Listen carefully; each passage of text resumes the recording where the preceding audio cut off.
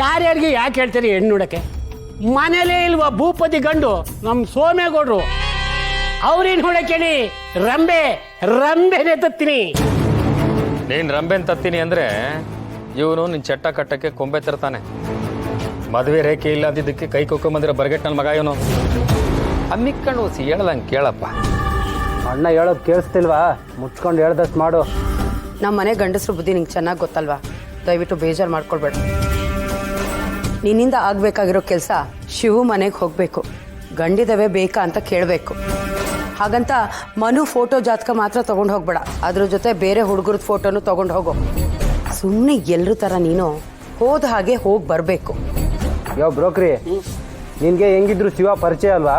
ಏನೋ ಒಂದು ಅಂಥವ ಕತೆ ಹೇಳ್ಬಿಟ್ಟು ಹಂಗೆ ಮ್ಯಾನೇಜ್ ಮಾಡಬೇಕು, ಆಯ್ತಾ? ನೋಡಯ್ಯ, ಸ್ಕೂಲ್ಗೆ ಹೋದರೆ ಕ್ಲಾಸ್ಮೇಟ್ಸು, ಬಾರ್ಗೆ ಹೋದರೆ ಕ್ಲಾಸ್ಮೇಟ್ಸು. ಆದರೆ ಸ್ಕೂಲ್ ಮುಗಿದ ಮ್ಯಾಕೆ ಗಂಟೆ ಹೊಡಿತದೆ, ಗ್ಲಾಸ್ ಮುಗಿದ ಮ್ಯಾಕೆ ತಲೆಗೆ ಹೊಡಿತದೆ.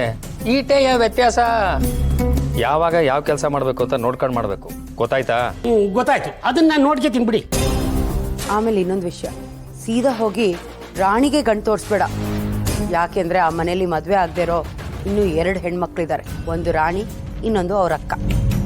ಆ ಪೆದ್ನನ್ ಮಗನ ಏನಾದರೂ ರತ್ನನ್ ಕೇಳಿದ್ರೆ ರತ್ನ ದೊಡ್ಡೋಳು ಅಂದ್ಬಿಡು. ಪೆದ್ದನ ಫೋಟೋನ ರಾಣಿನೇ ನೋಡ್ತಾಳೆ. ಯಾಕೆಂದ್ರೆ ಜಾತ್ರೆಯಲ್ಲಿ ಪೆದ್ದನ ರಾಣಿ ನೋಡಿದಾಳಂತೆ. ಅವಳಿಗೂ ಮನನ್ ಕಂಡ್ರೆ ಸ್ವಲ್ಪ ಮನಸ್ಸಿದೆ ಅಂತ ವಿಷಯ ಬಂದಿದೆ. ಇದೆ ನಮ್ಗಿರೋ ಒಂದೇ ಒಂದು ಅವಕಾಶ. ನೋಡ್ತಾ ಇರಿ, ನನ್ನ ನಟನೆ ಸತ್ಯ ತಲೆ ಮೇಲೆ ಹೊಡೆದಂಗಿರ್ತದೆ. ಇರಲಿಲ್ಲ ಅಂದರೆ ಸತ್ಯವಾಗ್ಲೂ ನಾನು ನಿನ್ನ ತಲೆ ಮೇಲೆ ಹೊಡಿತೀನಿ. ತಕ, ಹುಸಿಗೆ ಖರ್ಚಿಗೆ ಉಳಿದಿದ್ದು ಕೆಲಸ ಆದ್ಮ್ಯಾಕೆ ಹೋಯ್ತಾರೆ. ಬರ್ತೀನಿ.